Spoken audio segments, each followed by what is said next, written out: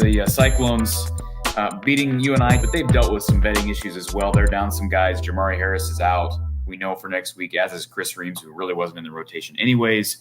I'm sure they're going to be careful with Cade this week during practice, and they're going to study that UNI film as best they can, just like Iowa State will do with this film for Utah State. But what do you know about Iowa State, Don? And it's always difficult to go to Ames and win in a rivalry game, regardless of what Iowa State did last year, and they're coming off a loss in this series. You have to realize today, UNI went there with the expectation that they were going to find a way to win this game. UNI has reasonism based on their returning personnel. And despite all that optimism, they went there and had a difficult day. 30-9 was not what UNI fans expected. They didn't know if they could pull it off or not, because you're not supposed to beat FBS opponents, of course, if you're an FCS team. But they had a reasonable belief that they could be there to win that game at the end. It wasn't that close. Hats off to Iowa State.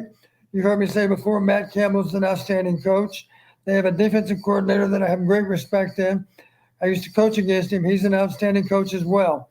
I do not know that many coaches on staff, but those two coaches in particular, and of course they have a lot to do with Iowa State football. They're going to represent the school and represent it well. So the challenge is for our coaches to be sure we're ready for a buzzsaw next weekend, to be sure that we can accomplish improvement from game 1 to game 2, because that's going to be the goal for Iowa State to do the same thing.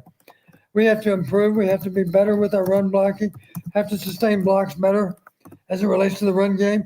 The backs have to do a better job of breaking tackles. John Haycock is the defensive coordinator I was thinking of course. But they have good coaches, and they want to win as badly as we do. Their fans want to win too. It'll be a tough environment for our players. We need to start fast and discourage some of those fans. If it's a warm day, maybe some of them will be so discouraged they'll decide to go somewhere else. That would be a lot to ask for, because I would imagine those Iowa State fans are going to be right there helping to support their team right to the bitter end. But we have had a good record against Iowa State. Kirk has demonstrated that he's able to beat some teams with consistency. A couple that come to mind: Minnesota, Iowa State, Nebraska, to name 3. We've had good success against those teams, and there's no guarantee that that'll continue. But you can bet that the coaches know what buttons to push, and we're all excited about what's going to happen next weekend, because, as I always say, that's why people pay good money to watch. They don't know for sure what's going to happen. And we all have that same anticipation for the game. I can promise you this: guys on both sides of the field are going to be giving their all. And it'll be a lot of emotion involved with the game. And that's what makes college football such a great game, is because there are only 12 opportunities in a regular season. And then after those 12 are done, if you're lucky, you have a 13th or even a 14th game. But if not, you got to wait another 9 months to find out what the feeling is when you're able to beat someone you're not supposed to beat. And make no mistake, Iowa State is going to look at this tape against Utah State and probably see some of the things that Utah State was able to do offensively, even though they didn't score a lot of points. They were able to break off some nice runs there in the second half. They got the ball out of the pocket quickly. And if I'm Iowa State, I'm paying attention to that specifically because they got a couple of young guys in J.J. Cole and Rocco Beck. Yeah, you want to neutralize our pass rush. Absolutely. And the defensive line is obviously deep. And so I would not be surprised to see some quick hitters. A couple notes on their staff. Deion Broomfield, their DB's coach, was the DB's coach at Western Illinois back in 2016. Well, did not know that. And so the connection there to your you're the winning. Aren't you like the winningest head coach in Western Illinois history or something like that? I don't know about that. I think I'm a couple of wins shy. And then Nate Shieldhouse, former Illinois quarterback, is the offensive coordinator now. He's been on the staff for a long time. This is his first year as the Iowa State offensive coordinator. So there's a Big Ten connection. He knows all about Kirk Ferentz's Iowa teams. And I believe his dad played at Iowa. Nate's dad? I believe so.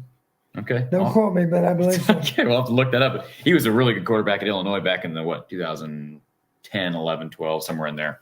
So we'll look forward to that next week. And again, Iowa State always seems to have something. They pull something out of their hat in the passing game. I think a few years back, double pass. They they typically figure out a way to hit Iowa for a big play or two, and typically can you sustain it that game next week. It's going to be a bit of a revenge game from 2 years ago, because remember, Iowa State had a lot of hype around that team when Iowa went to Ames last. Iowa came in there and made Brock Purdy and that offense look silly at times. I believe for Brock, and then ended up getting pulled for Hunter Deckers. Deckers is not a part of this team this year with the betting stuff, and they're a young green group, but they're well coached. And like you said, John Heacock is going to bring it defensively and make things difficult on Iowa's run game again. If Iowa runs the ball well against Iowa State, I'll be encouraged. If they can, eclipse the 150-yard mark, I'll be positive. Yeah, and we'll be pleasantly surprised, because that's not a given that we're going to get that done. They're going to be trying to stop us, and of course we have to clean up our mistakes too, and we're going to do that. And it'll be a lot of fun to watch it all unfold next Saturday.